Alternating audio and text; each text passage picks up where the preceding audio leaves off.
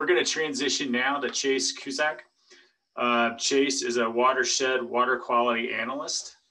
Chase, I'm going to give you a brief intro. With the Idaho Department of Environmental Quality in Boise, and is a native of the Boise area. He has a BA in Environmental Studies from Boise State and an MS in Environmental Science and Management from Idaho State University. Chase is currently our Watershed lead contact and focused on water quality monitoring and management in our North Fork Payette River watershed. Chase, take it away. Thank you. Excellent. Thank you, Gary. Can you guys hear me all right? Okay. Yes, I can. Okay. Well, thank you for having me. Thanks for everyone for being here and the organizers of this. Thanks for putting it together. All right. So I'm going to go through a few things today. This is going to be some things that have occurred in the last few years, but basically we're going to be covering the North Fork Payette monitoring that occurred in 2019. We're going to look at Cascade Reservoir monitoring and cyanobacteria issues. And then we'll get into some of the most recent Payette Lake monitoring as well.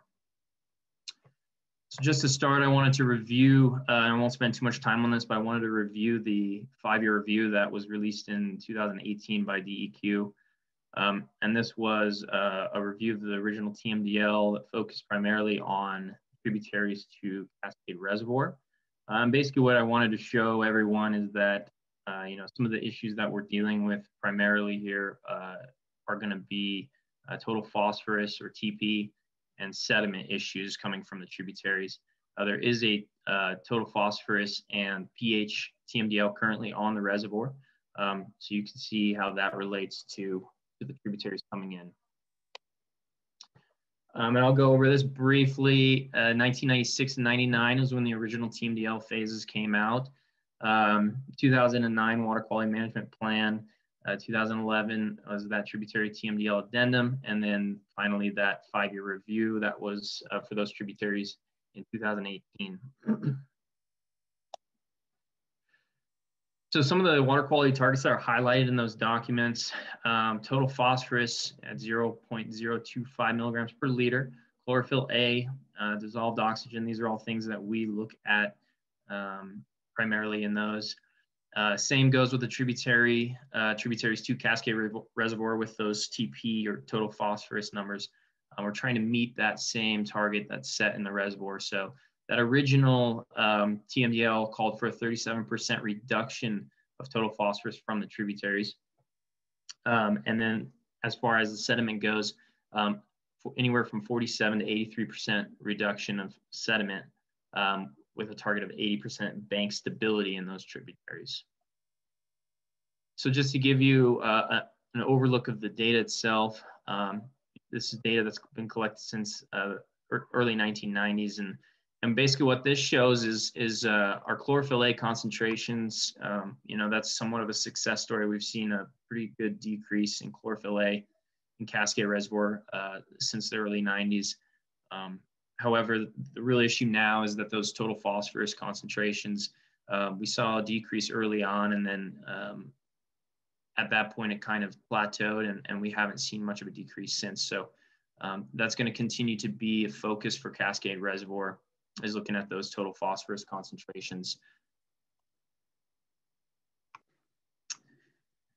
And then this is for the tributaries. And again, this comes out of that 5-year review, which is available on our website if you want to delve a little further into it. But what this is showing us is those total phosphorus concentrations coming out of the tributaries are still quite high. And so that's something that, and this has been mentioned a couple times, but that's something that I think can be a primary focus for this watershed as far as reducing total phosphorus is looking into those tributaries and finding ways to decrease phosphorus inputs to those, and ultimately decreasing phosphorus concentrations in the reservoir itself.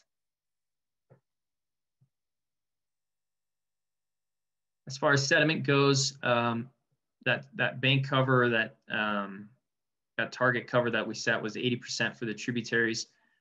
You can see that for the most part, we're looking at Gold Fork, Mud Creek, and Boulder Creek. We're very close to those percentages. There's a couple areas that certainly could use some some attention, but we're very close on that matter. So that's good news.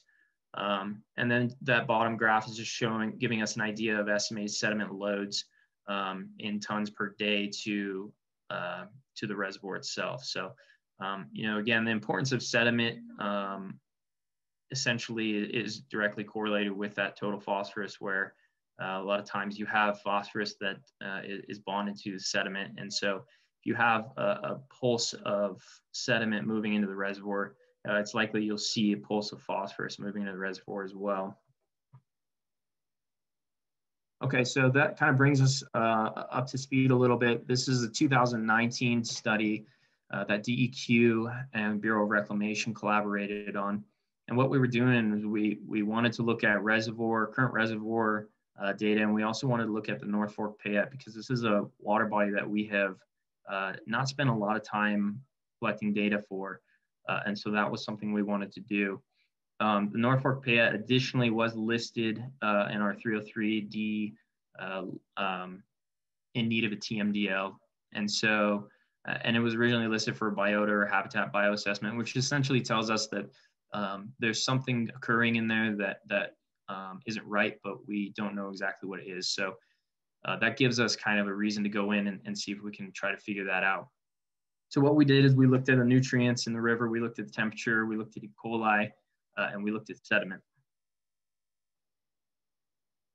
So this is the results that we got. Essentially, with the North Fork Payette, we saw that red line for dissolved oxygen is set at 6 milligrams per liter. And that's the target that we're looking for. And for the most part, you can see that dissolved oxygen is above that, and that's good. We don't really see much of an issue with dissolved oxygen in there. And then the specific conductivity is another measure that we take, although I'm not going to cover it much because it's not too important in this situation. I want to make sure that we have enough time for everything. E. coli, again, those numbers came back really low, which is good for us to see, because that is a source of primary recreation there, and so that was good news there. Same with pH, falling within the expected range for pH in that river. So the sediment, what you'll see from these graphs, basically what we're seeing, and that blue line is going to be the flow for that, basically a hydrograph for that sampling period. But what we're seeing, and this is expected, but you're seeing higher sediments being transported through that system into Cascade Reservoir in the early spring. And so that does make sense with the larger flows. Typically, you can see that sediment transport drops off significantly as the flow drops off. But we're still getting pretty high average loads of TSS, and a lot of that stuff probably does settle out there in the bottom part of the North Fork Payette before it enters Cascade Reservoir. At least the sandy sediments do, but some of those finer sediments likely do make it into the reservoir itself.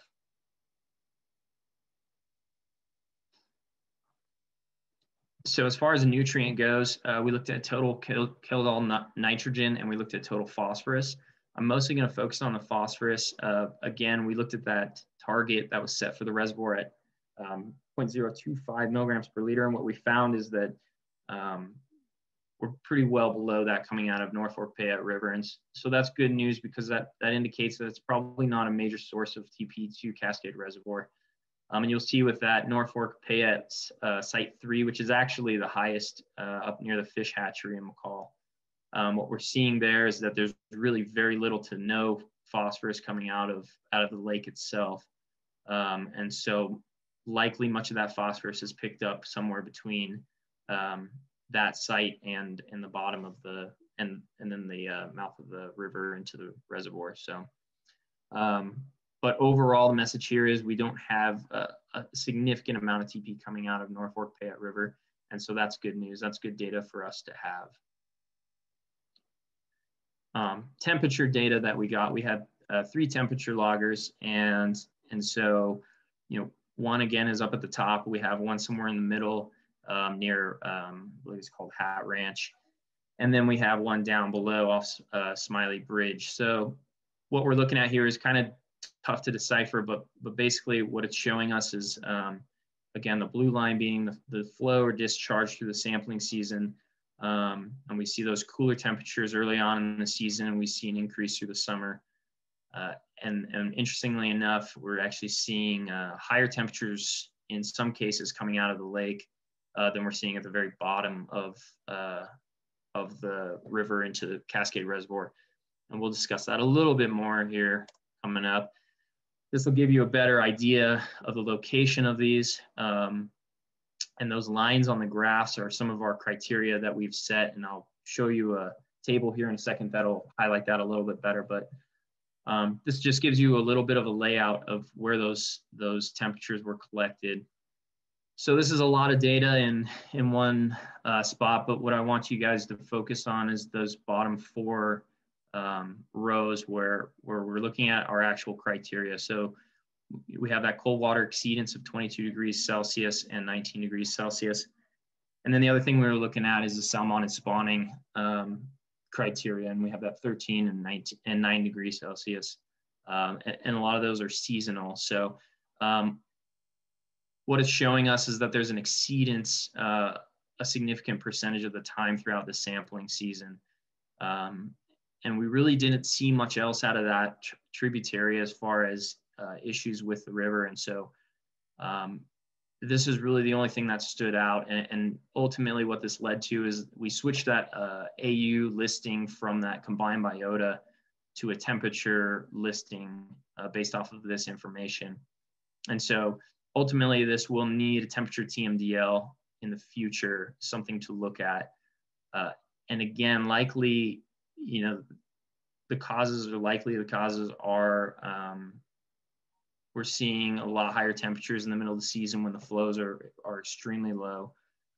We're seeing somewhat warmer temperatures coming out of Payette Lake, and that could be due to how shallow the area where the water's coming out of the lake is, and how much heat it's gaining from sitting in that shallow area. But then the river itself, with the cooler temperatures towards the bottom, that's an indication that possibly seeing warming occurring at the top due to the shallowness of the river. And then once we get to that bottom section where there's a lot more deep pools in the river, a little bit of cooling occurs before it reaches Cascade Reservoir. So that gives you kind of a breakdown longitudinally of the river, what we found. And if you hadn't heard that it had been listed for temperature, that'll kind of give you an indication as why that happened. So with that, I'll move down river a little bit into Cascade Reservoir, and this is the monitoring that was done at the same time as that river data was collected. And so again, we're looking at pH and phosphorus, total phosphorus, and but we looked at a few things on top of that: temperature, conductivity, phycocyanin, which is a pigment similar to chlorophyll A, but it's specific to cyanobacteria. So it's a good indication of presence of cyanobacteria for us. We also looked at chlorophyll A and then dissolved oxygen. And our sites that we're monitoring are these, I call it the arms monitoring, which is kind of supposed to represent collaboration of all the arms at that point. We have the Sugarloaf monitoring right off Sugarloaf Island, and then monitoring down near the dam.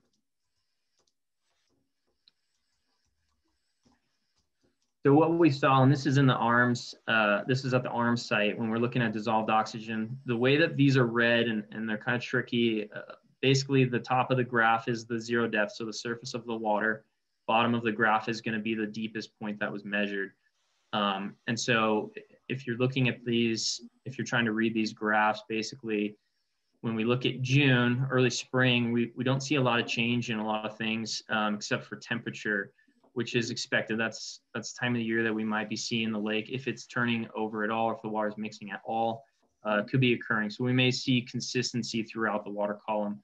But other than that, you know, when we're looking at oxygen or phycocyanin, one thing that we did find that was interesting is that those phycocyanin numbers early on in the spring and late in the fall were much higher at depth. So what that tells us is that potentially those cyanobacteria that we see emerge in summertime at the surface are likely available and still abundant at depth in the reservoir.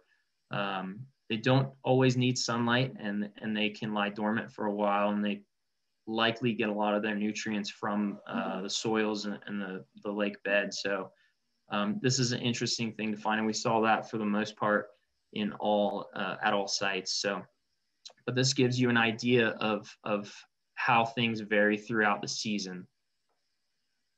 So, Chase, can I interrupt your flow for a second? Yeah. We have a question. People are curious, what is a TMDL? What is a TMDL? Correct. Yeah, so TMDL stands for total maximum daily load. And essentially what it does is it establishes target loads for both non-point and point sources within the watershed. So we can look at things like tributaries. We can look at things like point sources would be something like a wastewater treatment facility, something like that. So we look at those and we calculate what an estimated load from those sources would be, and then we set a target to try to meet water quality standards that are set in the state of Idaho. So a lot of times with non-point sources, we address those issues with BMPs or best management practices, and then with the point sources, those are more regulated sites, and that's something that our pollutant discharge elimination system program deals with, setting criteria for those specific points of what they can discharge into the water. So the TMDL overall it's a breakdown of the subbasin. It's a history of the subbasin. It's a history of land use and whatnot. And then the big part of that is the actual calculation of non-point source and point source loads and what's allocated to each. And then, yeah, is that all right? Yeah, I think that's what we needed to know. That was the burning question. So yeah, I'll let you get back to it. Thank you. Yeah, of course. So let's go look at some of. So again, this is the ARM site. This is probably this is the shallowest site that we looked at. And then, so this is Sugarloaf here. So again, we see in the early spring, we see kind of a consistency in dissolved oxygen and temperature and phycocyanin. It's really once that summer temperatures hit, the water begins to warm at the surface and cooler at depth, which is expected. But again, we see the interesting thing that we see is that phycocyanin being more abundant at depth. In this case, down near, in October, down near 8 meters below the surface. So that's an interesting find, because what it tells us is, again, the cyanobacteria is likely in the water at all times. It just, we don't know what depth it's living at. And so this phycocyanin allows us to maybe try to find some of those patches of where that stuff is living. So, and then this is the data down near the dam, and we see really expected data out of the temperature readings down there throughout the season. Dissolved oxygen in this site is a little bit more inconsistent. We're seeing basically anoxic conditions in some months as shallow as 8 meters down. And then the phycocyanin at the dam, again, showing the same thing, much higher abundance in some of those months down at depth, and then we're seeing at the surface. The interesting thing about that is some of the surface readings, even during the bloom, were much lower than some of the readings that we were getting at depth. So it's the phycocyanin is still something new that we're trying. It's nothing that we use in the TMDL right now. It's more for our own information and trying to build that data set. So that's something we'll look into a little bit further in the future as we collect more data. But okay, so the things that I wanted to point out with this, though, is total phosphorus, and again, that that target is hard to see in there, but it's a light red line for total phosphorus. So what we're seeing is a lot through the tail end of the season, we're seeing an exceedance in that total phosphorus target. In some cases, a pretty significant exceedance. So that tells us that it's something that we still need to look into. That's still something that we need to continue working on. That total phosphorus is likely a major contributor to the abundance of cyanobacteria in the reservoir. And then the chlorophyll A numbers down here are well correlated, I guess, with the end of season being the more concerning point for Cascade Reservoir, as far as seeing higher nutrient levels, warmer water temperatures, and ultimately more growth of both algae and blue-green algae. So this just builds off of the graphs that we saw earlier, and I just want to cover them real quick. The story here is that we were looking at these declines and a plateau in TP. The 2019 data actually indicates that we may be on the way up again. And so we were unable to collect data in 2020. I don't know what that second part of that looks like, but it'll be something that we'll want to look at further if we get out there and sample this again. It'll be important to keep an eye on those lines and see if they are continuing to increase, or if that was just a hiccup in the season that we sampled. Okay, so I'm going to kind of skip over this, but basically what it says is as when we go forward, establishing trend analysis, more monitoring, things like that, and then WAG consultation as well. And I think more of that will get covered throughout this this summit. So, and then we'll go over Cascade Reservoir cyanobacteria blooms. 2019, I'm going to skip the history because I think some of that got covered. But we're definitely getting a lot more reports in recent years. And, you know, I just want to remind people that this is something that's relevant in all 6 Idaho DEQ regions. It's all over the state. It's also a national global issue. Everyone across the country is dealing with this right now. And so, you know, it doesn't make it better, but it hopefully at least makes you feel less, not less special, but hopefully it makes you feel like you're not alone in this. This is a fight that everyone's putting up with. So I'm going to skip the toxins. This is just a breakdown of the toxins. If you want to look those 2 toxins up, they're the ones that we focus on primarily. So basically in Idaho, we have 2 criteria in place for putting out health advisories. One is if we detect toxin, microcystin toxin greater than 4 parts per billion, or cylindrospermopsin toxin greater than 8 parts per billion. The other criteria in place is actually cell enumeration, or the population density of cells. So how many cells are in a milliliter of water. So we have these 2 criteria in place to help us decide whether or not an advisory, a health advisory, needs to be issued.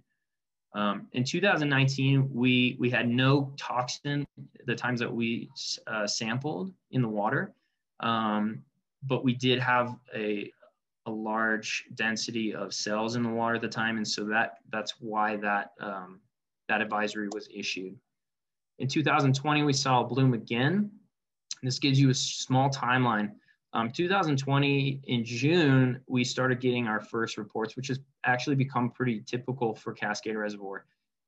It kind of is a long, drawn-out bloom where it really starts to take off in late September, early September to late September.